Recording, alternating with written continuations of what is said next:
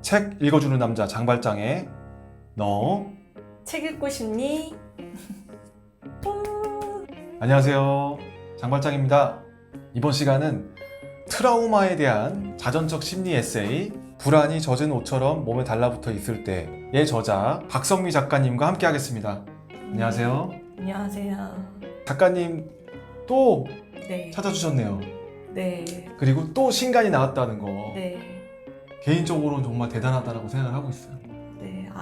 음. 제가 또 얼마 전에는 문제적 캐릭터 심리사전으로 공저를 한 책으로 여러분을 찾아뵙고요. 이번에는 이제 제 개인 책, 제가 혼자 쓴 이제 에세이 책을 들고 찾아왔습니다.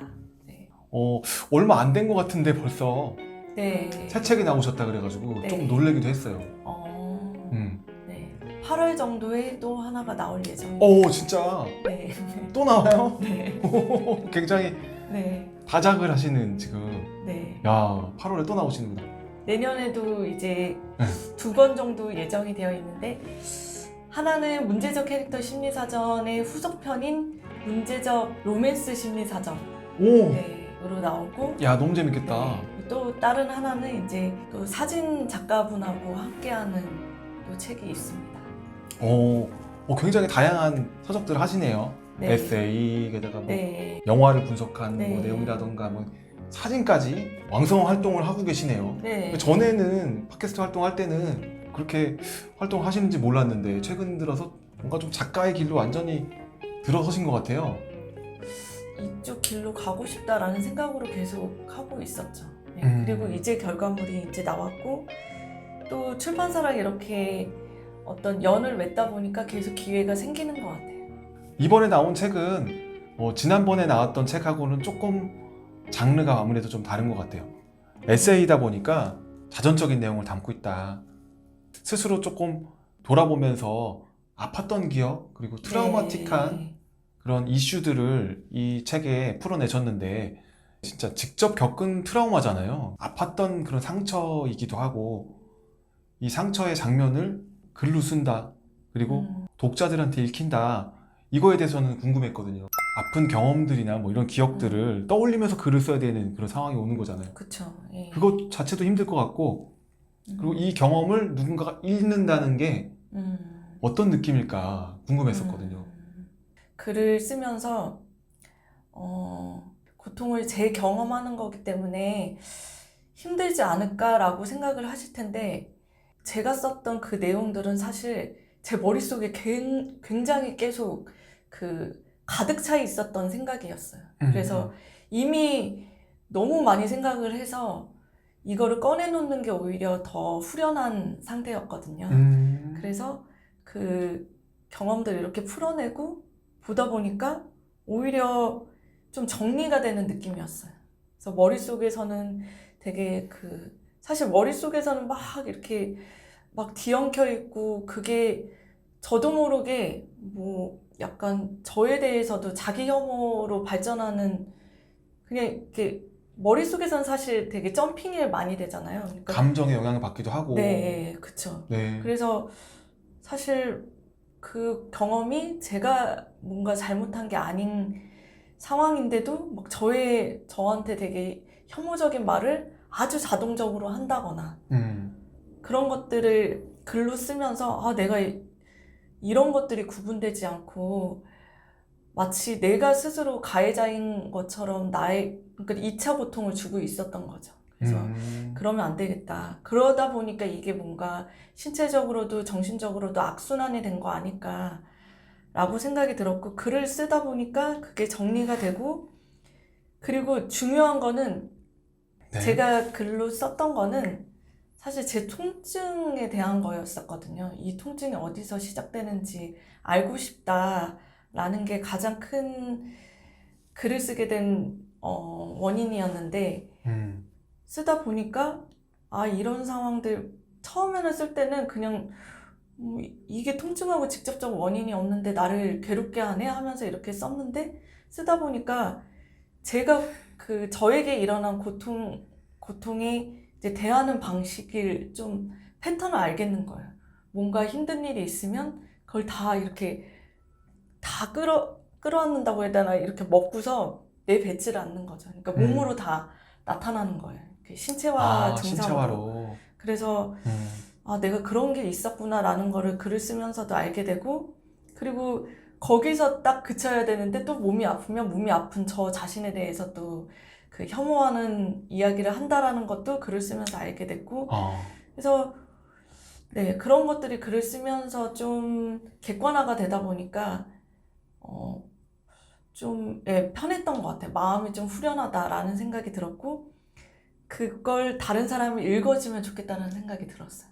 도리어 네. 읽어주면 좋겠다. 네. 공감을 해주길 바라는 네, 약간 그런 그렇죠. 마음. 예. 그래서 제가 블로그에 글을 올리기 시작했는데, 그때 사람들이 이렇게 댓글 달아주고 읽고 있다라는 느낌을 주는 것만으로도 내 어떤 고통이 사람들과 연결되는 도구가 됐다라는 생각 때문에 되게 오히려 힘들지가 않았었어요. 예. 글쓰기를 한다는 것 자체가 트라우마틱한 어떤 문제를 해결하는데 그런 도움을 주는 거라고 볼 수 있겠네요. 도움을 줄 수 있다. 그렇죠. 예, 저는 제일 중요한 게 사실 치료에서 가장 중요한 게 내담자가 자기 통제권을 갖는 거잖아요. 자기가 스스로 뭔가 통제가 가능하다라는 느낌. 그게 자기 효능감으로도 연결되고. 근데 삶에서 사실 외부 사건은 본인이 통제할 수가 없죠. 그러니까 통제할 수 없는 영역과 통제할 수 있는 영역으로 이렇게 나눌 수 있고, 그리고 글을 쓴다라는 게 그걸 객관화해서 나누는 작업인 것 같아요. 그래서 내가 그러면 어떤 거를 통제할 수 있지라고 했을 때 고통에 처하는 방식에 대해서는 통제할 수 있을 것 같아요. 그 정도에서는. 그래서 내가 너무 심하게 뭔가 그 고통을 파고든다거나 그 파고든다는 게 굉장히 안 좋은 식으로 가는 거죠. 예, 그런 방식으로 간다거나 이런 습관이 있는지를 이제 발견하는 계기가 된다라고 봅니다. 네. 글을 쓸 때 아픔이 잊고 있던 아픔이 생각날 수도 있겠네요. 그쵸. 예. 하지만 그거를 스스로 조금 다룰 수 있는 기회가 될 수도 있고, 성빈님처럼 머릿속에 가득 차 있던 것들을 오히려 내 안에서 내보냄으로 인해서 정화되는 경험을 할 수도 있고. 네, 제가 글쓰기를 하면서 트라우마를 좀 객관화해서 볼 수 있었는데, 아주 위험한 순간에 다 포기하고 싶을 때 그래도 포기하지 않고 좀 노력을 했던 시점들이 보이는 거예요.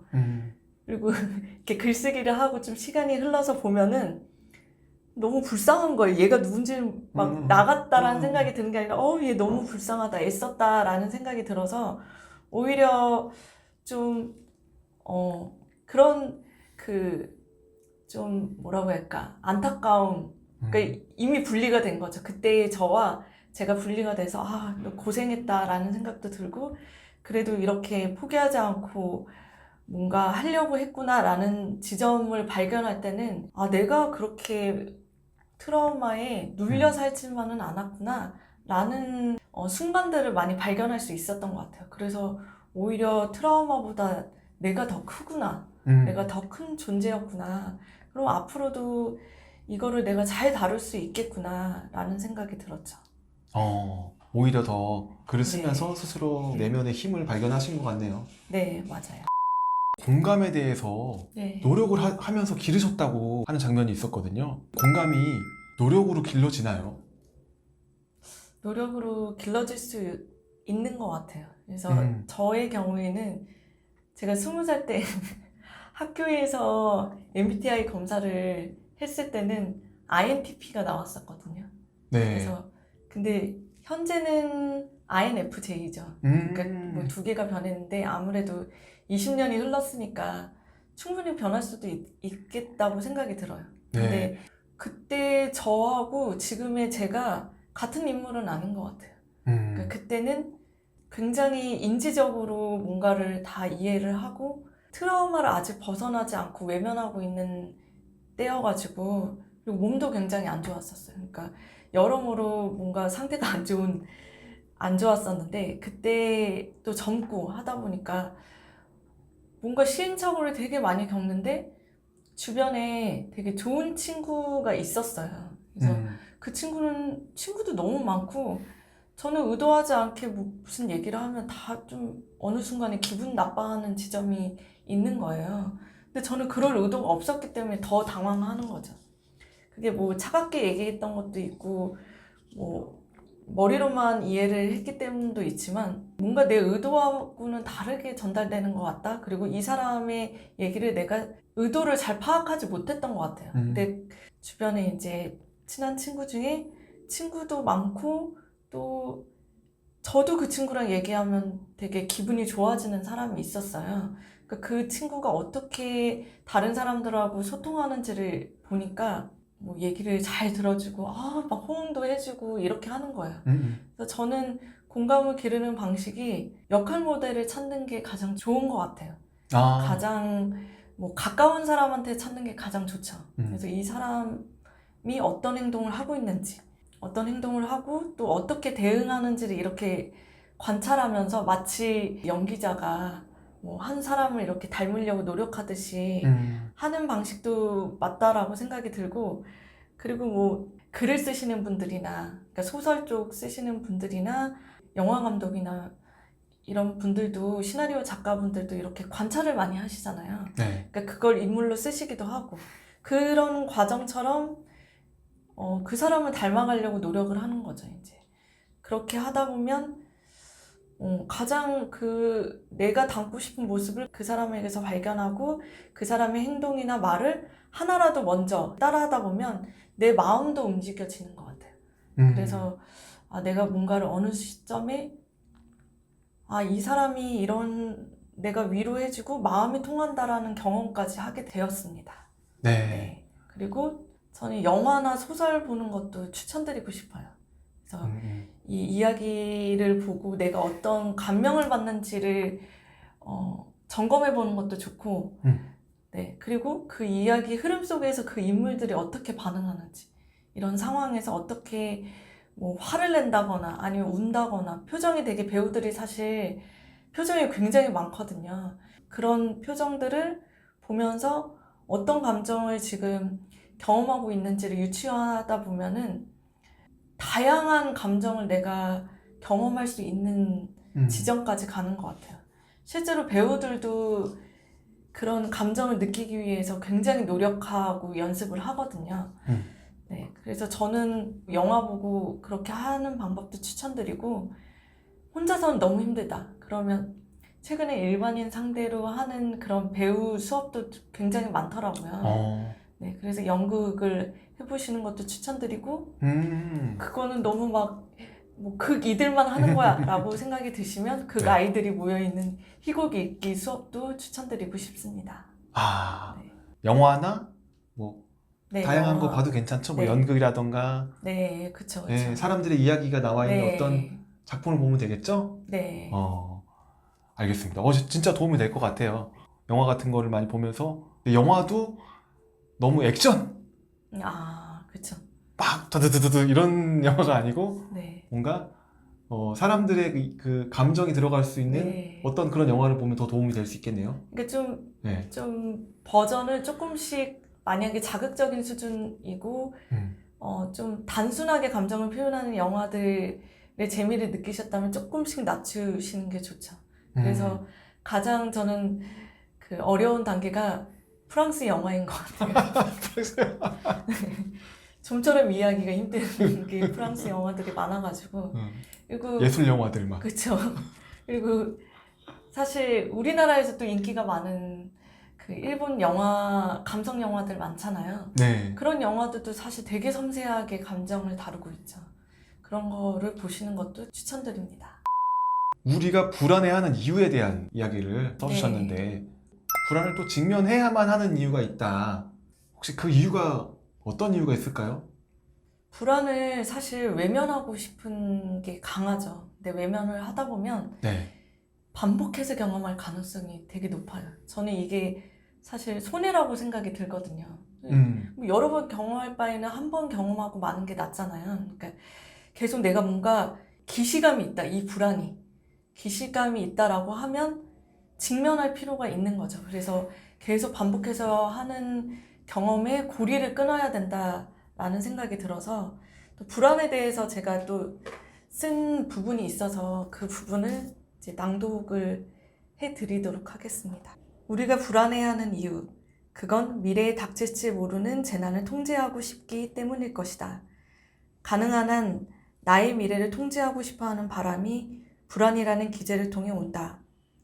불안에는 가상의 일을 머릿속에서 시뮬레이션 하면서 안 좋은 일을 사전에 막는다는 기능적인 면이 분명히 있지만 과도한 통제에 대한 욕망은 오히려 불안의 악순환을 만든다.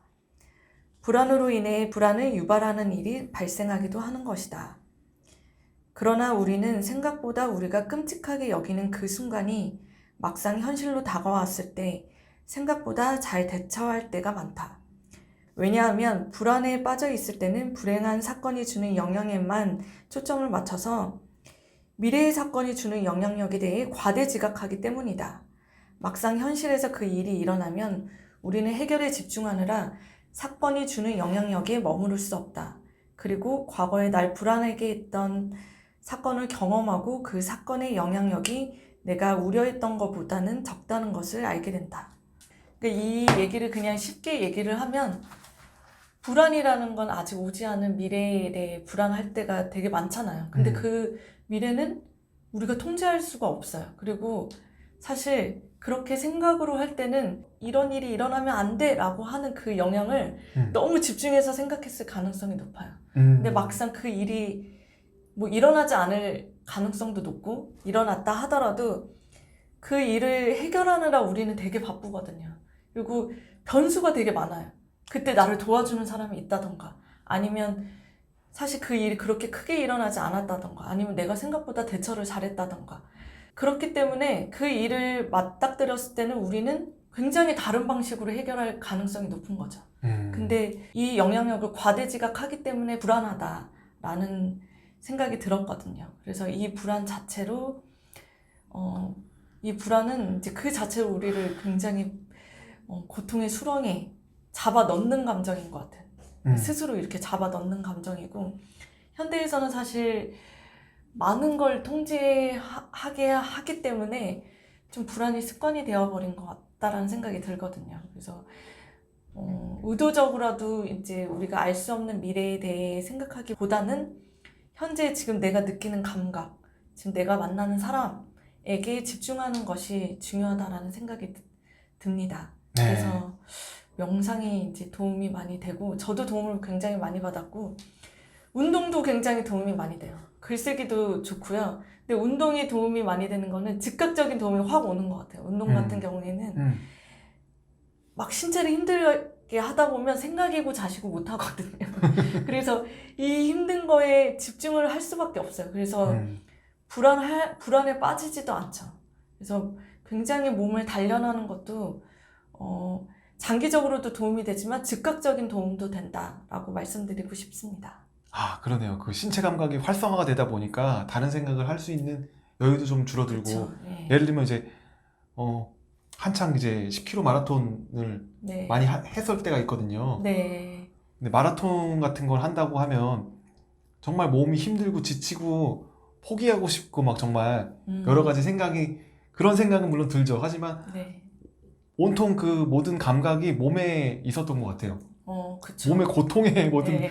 초점이 맞춰져 있다 보니까 네. 빨리 가고 싶다. 빨리 결승전에 가고 싶다. 이런 생각만 하면서 완주하셨어요? 네, 만주했죠. 그러면 러너스 하이도 경험하셨어요? 뭐죠? 그게 이제 달리다 보면 아무것도 안 느껴지고 평온한 상태가 된다라고 하잖아요. 아니요. 그러니까- 그거는 그럴 정도는 10km 해봤기 때문에 네. 그 정도까지는 못 갔지만 한 번은 그런 적이 있었어요. 이제 마라톤 하다가 너무 화장실이 가고 싶은 거예요. 그래서 화장실 생각밖에 안 나지. 화장실 생각만 하면서 네. 뛰었더니 기록이 단축됐더라고요. 그래서 그럴 수 있겠네요. 화장실의 그 감각, 어쨌든 이것도 신체 감각 아닙니까? 그렇죠. 엄청난 감각이지. 방광의 감각에 집중했더니 이렇게 그쵸. 그런 경험이 있었다. 그러네요. 그러네요. 일어나지도 않은 일에 대한 생각들로 이제 가지치기를 하는 것보다 사실 지금 내가 갖고 있는 내 신체 네. 또 현재에 느껴지는 이런 감각들에 네. 집중하는 것도 진짜 많이 도움이 될 것 같네요. 네. 불안하다 보면 우리가 자꾸 불안해서 안 하게 되는 것도 많고 걱정만 하고 그냥 넘어가게 되는 것들이 많은 것 같은데 막상 실제로 진짜 닥쳤을 때 정말 다른 결과가 많이 나는 것 같아요. 저는 이제 지금 뭐 MZ 음. 세대들에 대해서 얘기하는 게 이제 결혼하기 싫다, 음, 아기 낳기 음. 싫다, 음. 너무 고통스럽다 이렇게 하는데 근데 맞는 말이기도 해요. 네. 육아를 하시니까 알겠지만 결혼도 하시고 아이를 키우셨으니까 알겠지만 힘듭니다. 육아 힘듭니다. 힘든 건 맞는 것 같아요. 네. 그리고 우리나라가 아직까지는 아이를 키우기에 그렇게 아이를 키우면서 뭔가 일도 하기에 좋은 그 환경은 아니죠. 하지만 그 힘듦이 그냥 힘듦 이것만 있지는 않잖아요. 그럼요. 여러 가지 복합적인 상황들이 있는데 음. 물론 되게 큰 기쁨과 또 큰 고통이 같이 오잖아요. 큰 기쁨이 같이 오죠, 정말. 네. 그래서 저는 그래도 잘 해내고 계시잖아요. 잘 버티고 있습니다. 네, 잘 버티고 계셔가지고 보면은 그 불안이라는 감정보다는 실제로는 내가 그 일이 닥쳤을 때 생각보다 잘한다. 그리고 주변에서도 어떤 도움을 받을 수도 있다. 음. 네, 그거를 생각하는 게 경험하는 게 되게 중요하죠. 그쵸. 생각보다 겪었을 때 예상했던 것보다 별거 아닌 경우도 많고요. 오히려 또 내가 갖고 있는 어떤 재능 같은 걸 발견할 때도 많이 있는 것 같아요. 맞아요. 그런 것도 있는 것 같아요. 요즘에 책을 많이 읽어주거든요. 오. 아이한테 책을 많이 읽어주는데 내가 성우를 한번 해볼 거 그랬나 하는 생각을 요즘에 하면서 아이가 똑같이 같은 책을 계속 읽어달라고 할 때가 많거든요. 그럴 때마다 목소리를 좀 다르게 아니야, 도끼야, 그건 아무것도 아니야. 왜? 이건 왜 아무것도 아닌데? 막 이런 식으로 막 뭔가 좀 뭐 돼지 목소리도 내고 토끼 목소리도 내고 소 목소리도 내고 하다 보니까 재능을 발견하셨네요. 네, 육아를 하면서 제 자신을 많이 발견하고 있습니다. 또 그럴 때 있죠. 시험을 내가 준비를 너무 안 했어. 불안하잖아요. 그리고 떨어질 거가 먼저 예상이 되잖아요. 네. 당연히 내가 이만큼 준비를 안 했으니까. 그러니까 예를 들면 뭐 자격증 시험이나 뭐 이런 어떤 시험이라고 볼게요. 붙고 떨어지는 당락이 있는 시험이라고 봤을 때 저는 불안하지만 시험 보러 갔다가 붙은 적이 은근히 많아요. 준비 안 했는데. 네. 아는 것만 나왔나 보네요. 그러니까 운이 좋아서 그런 것도 있고 나도 모르게 시험 봐서 떨어진 거를 반복을 하다가 내공이 쌓이다 보니까 나도 모르게 내가 알고 있는 부분이 있어서 시험을 봤을 때 이렇게 붙는 경우도 생긴다는 거죠.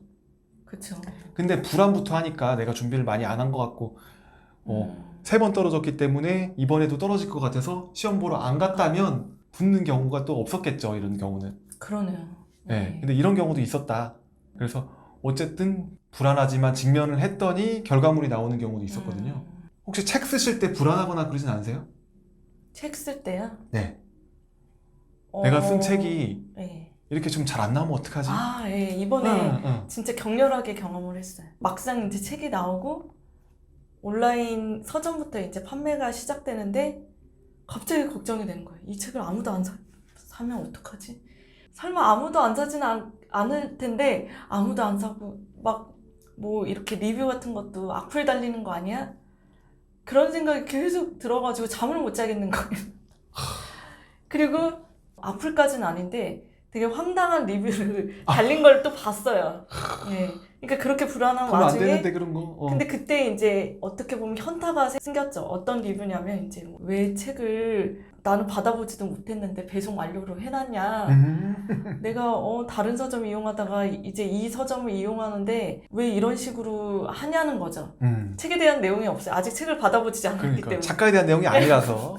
근데 그거를 책에 대한 리뷰로 그렇게 막 불만을 써놓고 별점을 이제 최저로 준 거예요.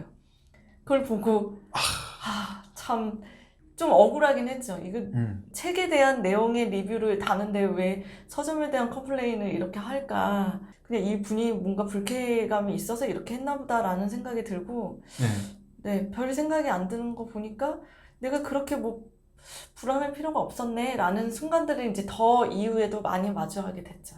그래서 굉장히 제가 불안할 필요도 없었을 수준의 굉장히 잘 읽어내신 분들을 많이 만나게 됐고 그분들이 쓴 글들을 이렇게 보다 보니까 정말 제가 생각지도 못했던 지점들을 발견하고 또 자기화 하셔가지고 이렇게 얘기를 해주셨더라고요. 그래서 아, 이렇게 고마운 사람들이 많은데 불안할 때는 그 사람들이 생각하는 게 아니라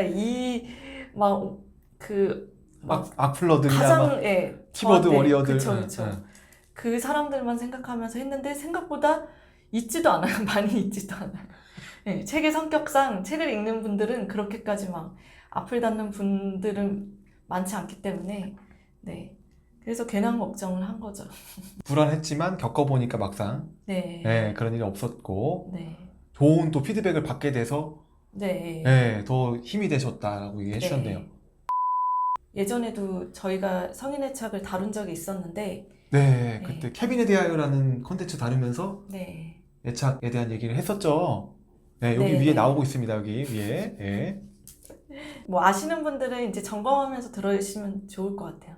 성인의 책 유형은 이제 4가지 유형으로 나눠지고 있어요. 그래서 안정형, 그리고 밀착형, 무시적 회피형, 공포적 회피형. 그래서 이 4유형은 불안한 정서와 회피하는 행동의 높고 낮음으로 4개로 나눠지고 있어요. 그래서 불안과 회피가 모두 낮은 것은 안정형, 불안은 높고 회피는 낮은 유형이 밀착형, 불안은 낮은데 회피가 높은 유형은 이제 무시적 회피형, 그리고 불안도 높고 회피도 높은 유형은 공포적 회피형으로 나누고 있습니다. 그래서 이 4유형은 사랑이나 이별 같은 이제 삶에서 굉장히 중대한 경험에서 다르게 행동을 하게 되는데요. 보통 이 성인 애착 경우에 어릴 때부터 부모님과의 애착 관계에서 이렇게 영향을 받아서 내 애인과의 관계, 배우자와의 관계, 또 아이와의 관계에까지 영향을 미친다라고 볼 수가 있어요. 그래서 뭐 저와 같이 이렇게 가정폭력을 경험했거나 아니면 그 정도까지는 아니어도 부모님과 뭔가 관계가 좋지 않은 부분이 있다라고 하면 그 관계의 경험을 성인이 되어서도 이렇게 연인과의 경험에서 반복할 가능성이 높죠. 왜 반복하느냐? 고통스럽지만 그게 아는 방식이거든요. 내가 대처할 수 있는 방식이기 때문에 자꾸 반복을 하는 거예요. 그래서 어떤 패턴이 있는지를 인식하는 게 가장 중요하다고 볼 수 있습니다. 그래서 여기서 불안한 정서, 그러니까 불안은 사실 정서로 오는 거죠, 막. 그리고 회피는 행동의 결과로 나타나는 건데, 네. 이 불안한 정서를 가진 유형이 밀착형과 공포적 회피형이에요. 그래서 둘 다 밀착형 같은 경우에는 불안하기 때문에 상대한테 막 이렇게 밀착되려고도 그러니까. 해요. 네. 그리고 과몰입해요. 이 관계에 대해서도 연락이 조금만 안 돼도 막 의심하면서. 어디야? 네, 그렇죠. 그게 이제 몰입하는 거죠, 관계에. 그리고 신체적으로도 굉장히 밀착하려는 경향이 강해요. 스킨십 같은 스킨십, 건가요? 과도한 스킨십. 과도한 스킨십. 예. 근데 그렇게 발현되기도 하지만 아주 작은 단서를 가지고 사실 그건 상관없는 단서일 수도 있어요. 그런데 그걸 가지고 상대를 막 의심하고 바람필까봐 아주 작은 단서에도 막 나 버리는 거 아니야? 라며 하면서 이제 좀 아이가 엄마한테 매달리듯이 애인에게 매달리는 경우가 있죠. 이 이유는 자기의 불안함을 이런 행위를 통해서 안정을 취하려고 하는 거죠. 그래서 이런 식으로 되게 불안을 해소하려고 하는 유형이 밀착형이고, 네. 공포적 회피형은 불안도 높지만 회피도 높은 거예요. 그렇기 때문에 사람들하고 친밀해지고 싶은 마음도 있지만 동시에 이 관계는 너무 고통스러워. 뭔가 가까워지는 건 나한테 고통만 줘. 하기 때문에 이런 양가 감정을 아주 많이 느끼는 괴로운 유형이라고 볼 수가 있습니다. 네. 그래서 공포적 회피형 같은 경우에는 그래서 굉장히 멀리 있는 상대를 좋아하는 경우가 많아요. 아주 이루어지지 않을, 어떻게도 이루어지지 않을 상대를 좋아하면서 그러면 거리가 유지될 수가 있죠. 그러면서 그 사람하고 계속 친밀해지고 싶은 마음을 계속 가져요. 근데 이루어지는 거는 원치 않죠. 그럼 뭐 네. 짝사랑 같은 그런 관계. 그쵸. 절대 이루어지지 않을 짝사랑. 아니 뭐 연예인을 좋아한다거나. 좋아한다거나 아니면 되게 금단의 상대를 절대 이뤄질 수 없는 상대를 좋아한다거나. 근데 그 사람이 자기를 좋아하는 순간 도망가기 시작하죠. 네. 그런 유형이라고 볼 수 있고 아주 가장 고통을 많이 경험하는 유형이라고 볼 수가 있습니다. 그 외에는 이제 회피만 높은 무시적 회피형이 있어요. 이 이름에 다 단서가 있어요.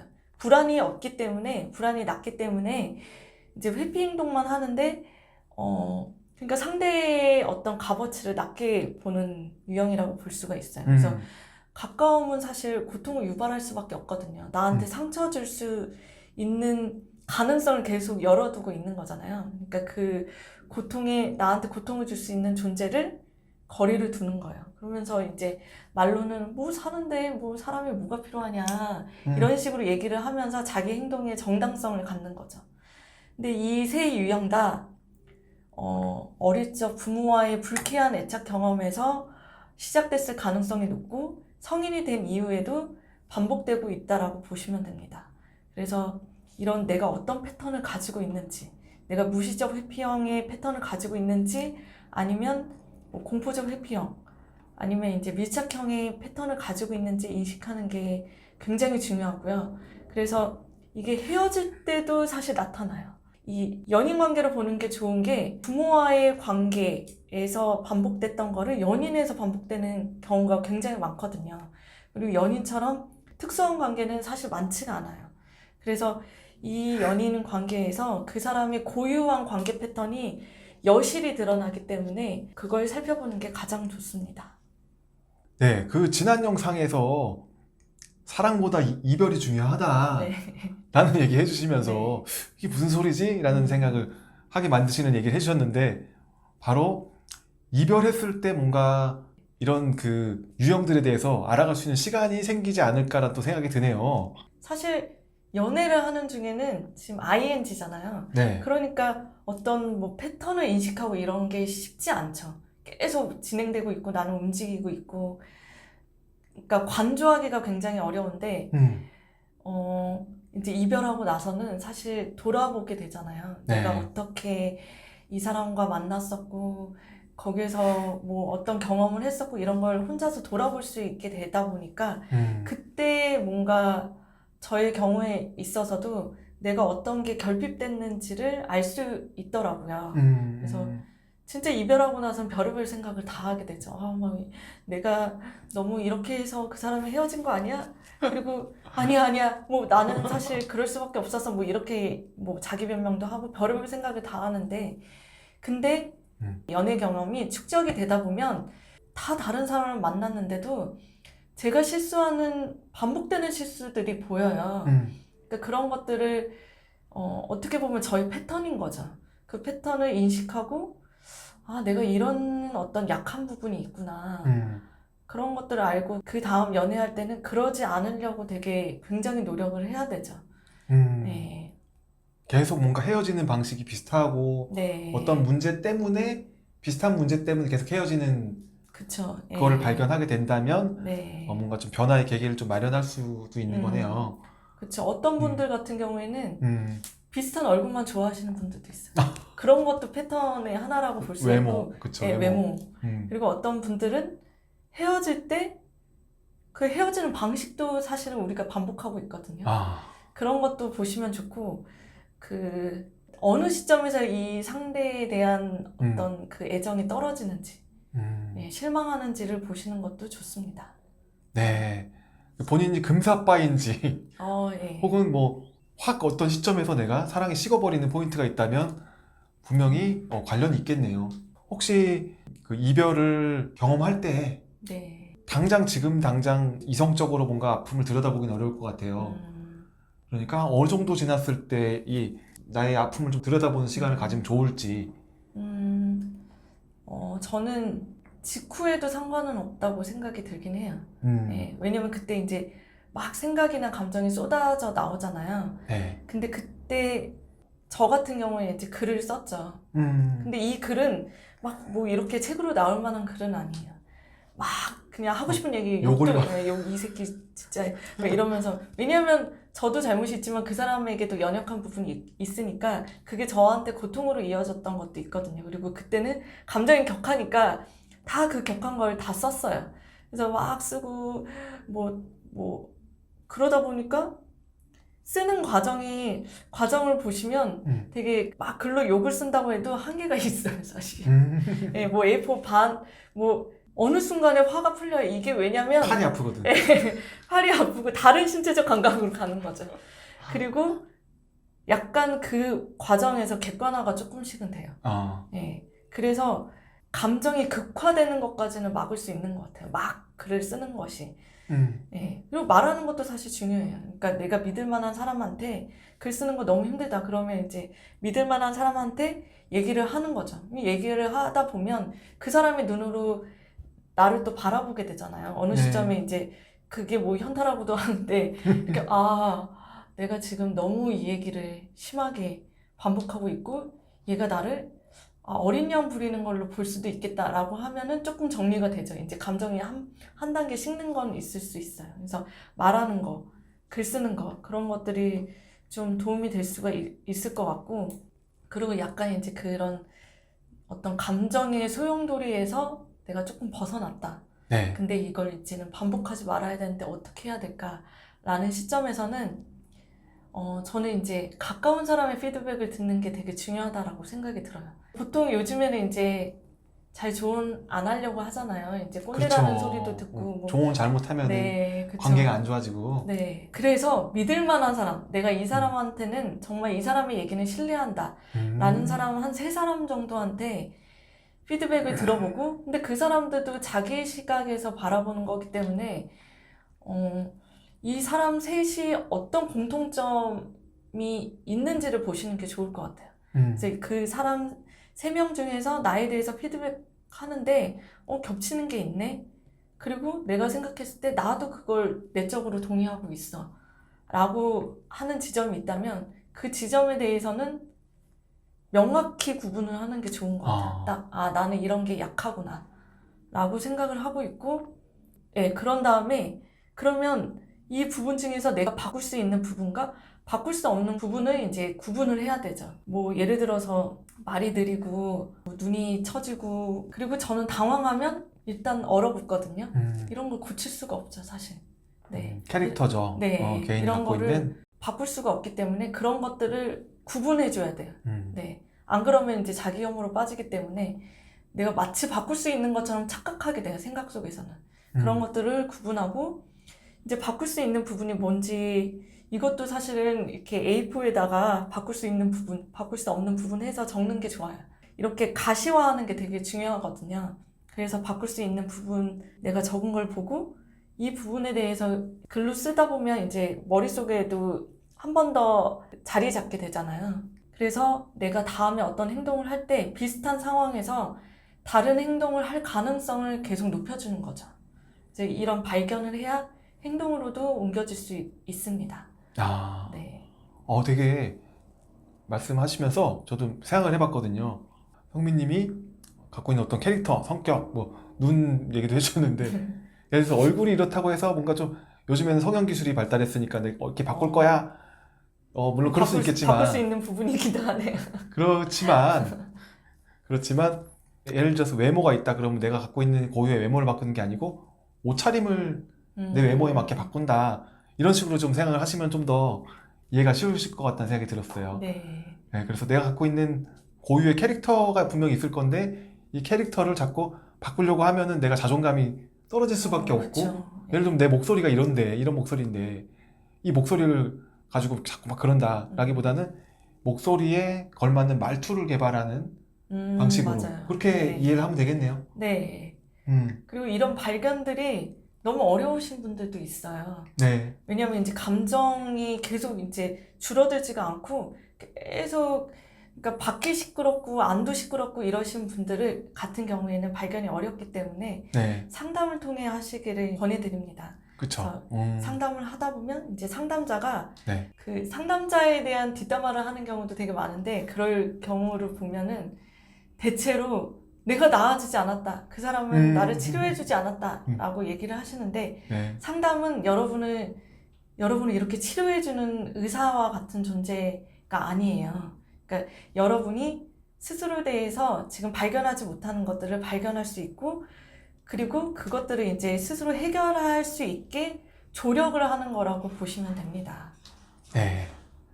결국은 스스로 바꾸는 거네요. 그죠? 그렇죠. 내가 나를 바꾸는 거고, 네. 이런 피드백, 그 가까운 사람한테 어떤 피드백을 하든 상담 그러니까 전문 인력 분들한테 이렇게 피드백을 받던 간에 중요한 거는 내가 조금 의지가 있어야 되죠. 어느 정도 의지가 있어야 되고 변화하려고 하는 그런 마음가짐과 함께 그럼요. 실천이 너무 중요한 것 같네요.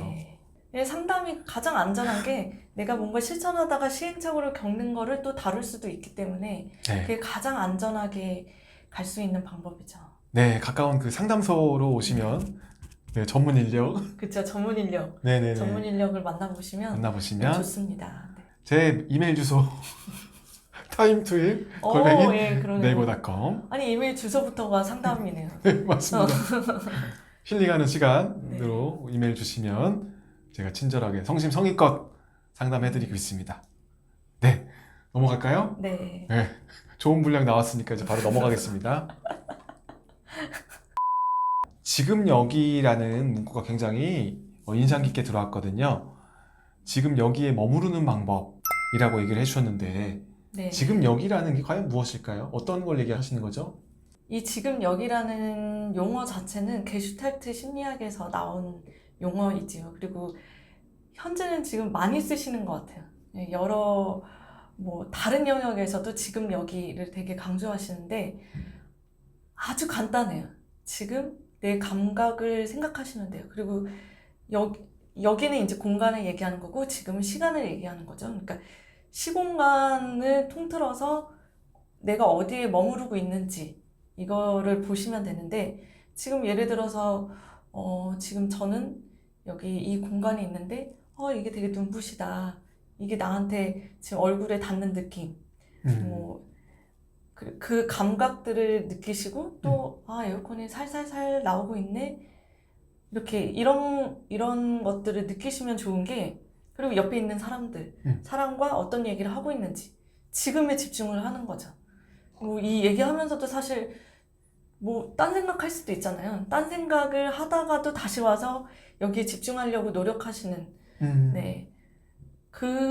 되게 말하면 간단한데 그런 거라고 보시면 돼요. 근데 이게 생각보다 어렵습니다. 어렵죠. 예, 왜냐하면 우리는 이 현대를 살아가면서 많은 걸 생각하고 추측하고 통제를 해야 되기 때문에 계속 불안한 거예요. 계속 불안하다 보니까 또 생각이 많아지고 계속 이게 되는데 그래서 의도적으로 이런 지금 여기에 나의 감각을 일깨우는 그런 방법들이 있는데 대표적인 게 이제 명상이죠. 명상 같은 경우에는 그런데 제가 도움받았던 것들을 이제 소개해드리면 넷플릭스에 헤드스페이스가 있습니다. 헤드스페이스 그게 뭐죠? 네, 헤드스페이스가 이제 명상에 관련된 에피소드들을 이렇게 시리즈로 만든 건데 그 중에 인터랙티브 영상이 있어요. 그 인터랙티브는 게임하고 비슷하죠. 이제 내가 선택할 수 있고 그 선택에 따라서 컨텐츠가 달라지는 건데 이걸 헤드스페이스 인터랙티브에서 어떻게 접목을 했냐면 내가 불안하다 아니면 지금 걱정이 많다 이런 것들을 선택할 수가 있어요. 그리고 3분 할 수 있는지 5분 할 수 있는지 10분 할 수 있는지 그런 걸 선택을 해서 거기에 맞춰서 그 가이드를 들으면서 이제 하시면 됩니다. 명상을 넷플릭스 영상과 함께 네. 같이 하는 거네요. 그렇죠? 네. 호흡도 하고 뭔가 동작도 하고. 그렇죠. 예, 근데 거기에서는 애니메이션으로 주로 나오는데 가이드 그 말에 따라서 하시면 돼요. 근데 보통 주변을 일단 느껴보라고 하고 그 다음에 천천히 어느 호흡에 눈을 감아라 이렇게 얘기를 하는데 그대로 따라 하시면 좋죠. 불안이 심하신 분들은 사실 생각이 너무 많기 때문에 생각을 중단하는 영상들을 하게 되는데 그런 것도 도움이 되고요. 그리고 카카오 가치라고 있어요. 그래서 저는 이걸 핸드폰에 바로 가기로 해놨는데 아직 앱은 없고 웹페이지만 있거든요. 그래서 거기에 가시면 마음 챙김 카테고리가 있어요. 거기에서 정말 여러 그 컨텐츠가 있어요. 여기는 정말 컨텐츠가 많아요. 그래서 대중교통을 이용할 때 이럴 때도 대중교통 이용할 때 되게 짜증이 많이 올라오잖아요. 네. 불편하고 그럴 때 듣는 것도 있고 아니면 걱정이 많을 때 이렇게 듣는 것도 있고 또 코로나로 한창 힘들 때는 코로나로 힘들 때 들을 수 있는 영상들도 따로 또 마련을 해서 그런 것들 이렇게 마음에 드시는 거 시간도 보시고 마음에 드시는 걸 보고 선택해서 들으면 되게 도움을 많이 받았어요. 아, 네. 그리고 진짜 좋네요. 네. 그리고 거기 이제 또 음. 백색 소음 카테고리도 있는데 나는 사람들 뭐 이런 가이드도 듣기 싫다 이러면 이제 백색 소음 듣는 것도 도움이 됩니다. 그 넷플릭스 더 글로리라는 컨텐츠 네. 보면 드라마에 네. 주여정이라는 캐릭터가 컵에다가 물을 떠놓고 거기다가 발포 비타민 싹 퍼지는 소리 듣잖아요. 아, 네. 그거 집에서 저도 해봤거든요. 음. 와, 너무 편안해지더라고요. 네. 네. 그러니까 뭔가 소리 하나만으로도 또 시각적으로 뭔가 풀어지는 느낌이라던가 이런 것들이 주는 그 느낌들이 있었거든요. 네. 근데 넷플릭스에 이런 좋은 컨텐츠가 있다고 하니까 네. 한번 진짜 봐봐야겠어요. 보고 듣는 것만으로도 정말 네. 정서적으로 좀 안정되는 느낌을 받을 수 있을 것 같아요. 네. 작가님께서 글쓰기를 하면서 치유를 경험하신 것 같거든요. 그래서 글쓰기가 치유에 도움이 된다. 또 이렇게 좀 활용될 수 있는 부분이 있다라고 얘기를 해주신 것 같아요. 그런데 어떻게 해야 될지 시작은 하고 싶은데 막막하신 분들을 위해서 방법을 좀 알려주실 수 있으신지. 저는 책에는 트라우마 글쓰기라고 표현을 했는데 뭐 어떤 책에서는 표현적 글쓰기라고도 얘기를 하고 있고 근데 이게 모든 것들이 이제 치유적 글쓰기라고 보시면 돼요. 그냥 그 사람마다 이제 표현하는 방식이 다른 거죠.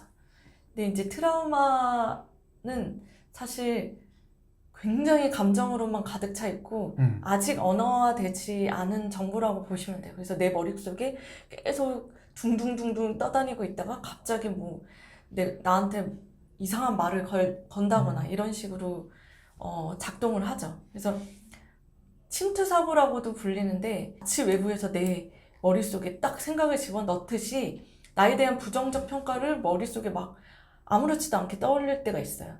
막 뭐 내가 뭐 작은 실수를 했는데 나 이것도 못하냐 병신같이 막 이런 생각이 이렇게 드는 거예요. 근데 잘 몰라요. 자기가 그런 생각을 했는지. 그러니까 이 생각을 바라보는 작업, 이 인식하는 작업이 이제 글쓰기로 하는 게 이제 치유적 글쓰기라고 볼 수가 있어요. 그래서 내 머릿속에 이렇게 둥둥둥 떠다니고 근데 그냥 이렇게 해롭지 않게 떠다니는 게 아니라 나를 막 찌르고 해롭게 하는 그런 생각들을 글로 써서 객관화를 하는 거죠. 그리고 이렇게 하시다 보면 막 뭐 고통을 받았던 얘기, 그 사건에 대해서 쓰시다 보면 어떤 기억이든 빈틈이 있어요. 그리고 내가 그동안 잊고 있었던 것들이 있어요. 그러니까 그런 것들을 찾는 게 그 치유적 글쓰기의 핵심이라고 보시면 돼요. 그리고 이 트라우마가 나에게 어떤 영향을 주었는지도 이제 통찰할 수 있게 되죠. 그래서 제 책에도 나와 있는데 제가 갑자기 그 토요일 낮에 몸이 뒤틀린 적이 있었어요. 그냥 온 몸이 다 뒤틀렸어요. 그래서 처음에는 눈이 안 감겨지고 그 다음에는 이제 얼굴로 이렇게 진행이 되면서 목이 이렇게 뒤틀리고 입이 또 뒤틀리고 그러니까 몸이 다 이상하게 뒤틀려 버린 거죠. 그래서 그런 상태에서 숨도 쉬지를 못해서 위험할 뻔했는데 이제 응급실에 어찌어찌 해서 가게 됐어요. 근데 이전에 글을 쓰기 전에는 저는 내가 이걸 또 경험하면 어떡하지? 이번에는 운이 좋았지만 다음에는 내가 운이 안 좋으면 그냥 그대로 죽는 거 아니야? 그리고 불쾌한 경험은 막 다 떠올리는 거예요. 막 거기서 만난 그 레지던트 의사가 되게 불친절했는데 그 의사도 이렇게 몸이 약하니까 내가 저런 대접이나 받지 마 이런 생각도 들고 또 이웃집 아줌마가 뭐 어린애가 뭐 이렇게 됐냐고 하면서 풍 걸린 거 아니냐고 하면서 이제 근데 막 그게 되게 화가 났었어요. 그래서 참 아줌마 못됐다 이런 생각을 하고 있었는데 그런 사람들만 기억을 하고 있다라는 거를 이제 글을 쓰다 보니까 알게 됐고 근데 내가 병원에 어떻게 갈 수 있게 됐지? 그리고 또 병원 갈 때 저 차에 태워준 아저씨가 있었어요. 그 아저씨를 잊고 있었던 거죠. 그 아저씨를 글을 쓰면서 발견하게 됐고 또 응급실에 그 의사만 있었던 게 아니잖아요. 나에게 친절했던 간호사도 떠올리게 되고 그리고 어머니가 사실은 처음에는 당황해서 아무것도 못했지만 끝까지 저를 챙겨주셨던 것들을 이제 상기하게 된 거죠. 그래서 내가 이런 사람들을 놓치고 있었구나 라는 것들을 알게 되고 근데 그 글을 쓰면서 그 사람들을 발견하게 되니까 제가 막연하게 그냥 이 이런 경험을 또 하면 어떻게 하지 하고 두려워했던 것들이 사실은 이렇게 많은 사람들이 도와줬었는데 그렇게 잘 이겨나왔으니 지금의 내가 있는 건데 아, 내가 그런 것들을 놓치고 있었구나 그 발견하게 되니까 마음이 되게 따뜻해지는 거예요. 그래서 내가 갖고 있는 막연한 실망감, 두려움이 굉장히 비현실적인 거구나 라는 것들을 알게 됐죠. 직접 경험하던 그 상황에서는 여유도 없고 정신도 없고 음. 하다 보니까 이런 어떤 부정적인 사건만 있었다고 생각을 했는데 글쓰기를 통해서 재해석이 들어간다고 볼 수 있겠네요. 네, 그쵸. 네, 그 사건의 다른 잊고 있던 것들을 떠올리게 되고 긍정적인 시각으로도 바라보게 되고 또 좀 더 복합적으로 볼 수 있는 그 상황 자체를 단편적으로 보는 게 아니고 네, 복합적으로 보면서 나를 좀 이해할 수 있는 그런 시간이 된 것 같아요. 네, 맞아요. 그런 거겠네요. 네, 정확하게 보셨습니다. 아니, 얘기를 듣고 나니까 정말 한번 해봐야겠다는 생각이 정말 많이 드는데 뭐부터 해나가야 될지 사실 좀 막막한 그런 부분이 있어서요. 어떻게 시작하면 좋을지. 네. 일단은 아까도 잠깐 말씀드렸지만 내 감정이 막 끌어오를 때 막 화가 나서 어쩌지 못하거나 너무 슬프거나 근데 그렇게 감정이 어떤 그 소용돌이 안에 있을 때 그거부터 그냥 쓰시면 돼요. 그러니까 일단 글을 쓰시는 게 되게 중요해요. 글을 뭐부터 써야 되나 고민하는 과정도 중요하죠. 근데 일단 지금 내가 느끼는 것들을 이렇게 쓰고 근데 가장 좋은 치유적 효과는 아무에게도 보여주지 않는 게 가장 좋습니다. 네, 저와 같이 이렇게 책으로 엮는 경우에는 다른 의지가 또 작용을 하는 거고 치유적 효과를 방해하는 요소들도 사실은 되게 많아요. 그러니까 그렇지 않은 게 치유적 효과는 아무에게도 보여주지 않는 게 좋다.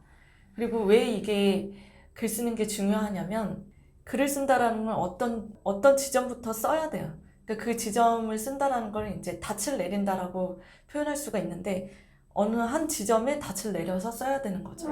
닻을 내리기 시작하면서부터 이제 명확해지는 거예요. 그래서 그런 것들을 이렇게 내 고통들을 쓰고 그런 것들을 객관화하다 보면 아, 이게 나의 감정도 이렇게 객관화할 수 있는 거구나. 그럼 이제 쓰는 과정에서 이렇게 그 감정들이 좀 줄어들고 내가 주로 경험하는 어떤 고통의 상황에서 어떤 감정들을 반복적으로 경험하는지를 알 수가 있죠. 그리고 이제 그런데 이렇게 하라고 하면 못하겠다라고 하면 제가 워크숍에서 예전에 했던 방식이 있어요. 네. 그래서 먼저 그냥 단계적으로 말씀을 드리면 먼저 종이와 펜을 준비해 주시고요. 그런 다음에 이제 네, 그런 다음에 이제 핸드폰으로 5분 타이머를 맞추세요. 그래서 5분 타이머를 맞춰놓고 이제 그럼 5분 뒤에 이제 울리겠죠. 네. 그럼 놔두고 이제 생각나는 대로 이제 멈추지 않고 5분 동안 쓰시는 거예요. 아무거나 쓰셔도 돼요. 아, 이거 왜 써야 되지? 막 이러면서 써도 되고. 근데 보통은 이제 힘들 때 하실 테니까 나는 왜 이렇게 힘들어? 뭐 이런 것 때문에 막 하면서 이제 쓰시다 보면 생각보다 5분이 굉장히 길 거예요. 그리고 손으로 쓰시는 걸 저는 추천드리는데 손으로 쓰다 보면 이게 생각을 내가 다 쓰려다 보면 손으로 글씨 쓰실 분들은 알겠지만 이게 되게 느리잖아요. 그러니까 내 생각은 엄청 빠른데 손으로 글씨 쓰는 건 느려요. 그러면 생각이 자연스럽게 느려져요. 이거에 집중하다 보면 그래서 막 이렇게 폭발적으로 어떤 감정이나 생각들이 점차 글을 쓰면서 느려지게 되는 걸 경험하실 수 있고요. 그리고 이제 이 5분도 굉장히 길게 느껴지고 그 5분을 이렇게 쓴 다음에 한번 읽어보셔도 되고요. 읽지 않고 그냥 바로 거기서 찢어버리셔도 돼요.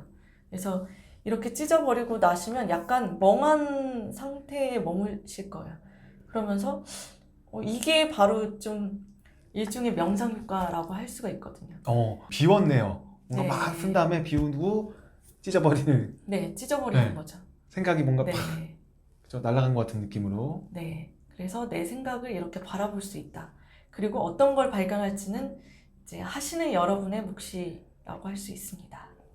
야, 좋은 방법인 것 같아요. 한번 시도해 보시면 너무 좋을 것 같아요. 또 찢을 때 그런 어떤 쾌감 같은 것도 좀 있을 있죠. 것 같네요. 있죠. 팍팍팍팍 찢어서. 네. 네. 불태워도 괜찮습니다. 찍고 불태우고. 너무 어렵게만 생각하지 마시고 한번 시도해보면 좋을 것 같습니다. 그리고 쓰다 보니까 또 내 얘기가 조금 누군가한테 들려주고 싶은 얘기가 됐더라. 그러면 맞아요. 뭐 꼭 책을 내실 필요는 없지만 그래도 어떤 블로그나 이런 데도 올린다거나 뭐 할 수도 네. 있죠. 굉장히 본인의 그 예술가적인 부분을 발견하실 수도 있어요. 그래서 이 표현 너무 좋은데 내 머릿속에서 나왔다고 하는 부분을 이제 SNS에 올리면 좋죠. 이 욕이 내 머릿속에 나왔다고? 그러니까 뭐가 됐든 간에 어떤 좀 기가 막힌 내 안에 있는 표현, 네. 나만의 고유한 표현을 또 발견할 수 있는 시간이 될 수도 있겠네요. 그럼요. 네. 그리고 한편으로는 이제 이게 펜으로 쓰면 굉장히 팔이 아프기 때문에 네. 지금 여기에 내가 그렇죠. 글을 쓰고 있구나라는 걸 또 느낄 수 있을 것 같아요. 아, 팔이 아프다. 그렇죠. 감각을 또 네. 굉장히 더 네. 느끼게 할 수 있는 여러 방면에서 도움이 될 수 있는 방법을 소개해 주신 것 같습니다. 자, 그래서 오늘 불안이 젖은 옷처럼 달라붙어 있을 때의 저자 박성미 작가님이 이렇게 오늘 나와주셔서 굉장히 도움될 만한 얘기도 많이 해주셨는데 너 책 읽고 싶니 코너는 다양한 책들과 함께 이렇게 인문학적 질문을 던져보는 시간입니다. 사연을 주실 분들 강연 행사 및 다양한 제안은 timetoheal@naver.com으로 연락주세요. 저희는 다음 시간에도 좋은 책으로 좋은 컨텐츠로 돌아오도록 하겠습니다. 여러분 안녕.